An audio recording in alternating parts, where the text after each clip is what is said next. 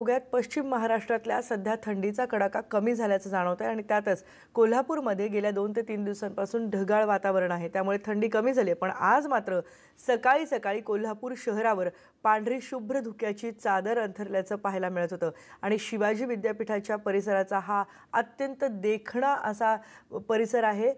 ही सगळी धुक्याची चादर इथं पसरलेली होती आणि त्यामुळे हा परिसर आणखीनच देखणा दिसत होता। राज्यातल्या अनेक भागामध्ये जरी थंडीची चाहूल लागलेली असली तरी कोल्हापूरमध्ये मात्र गेल्या 2 दिवसांपासून थंडीचं प्रमाण जे आहे ते कमी झालेलं आहे। पण मी तुम्हाला ही दृश्य दाखवतोय कोल्हापूरच्या शिवाजी विद्यापीठ परिसरातली।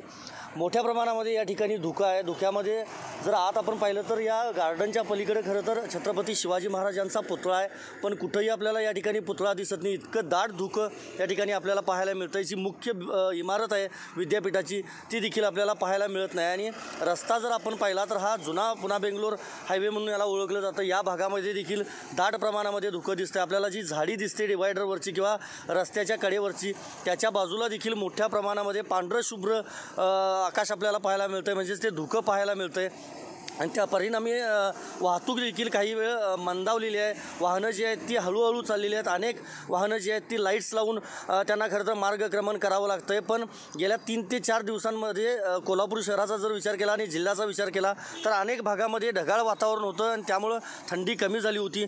पण आज धुकं पडल्यामुळं पुन्हा एकदा कोल्हापूरमधली थंडी जी आहे ती वाढण्याची देखील शक्यता आहे आणि कोल्हापूरमधलं शिवाजी विद्यापीठ असेल किंवा पंचगंगा नदीघाट असेल, रंकाळा तलाव असेल, या सगळ्या भागामध्ये अशा प्रमाणात दाट धुकं पाहायला मिळतंय। संदीप राजगोळकर, न्यूज 18 लोकमत, कोल्हापूर।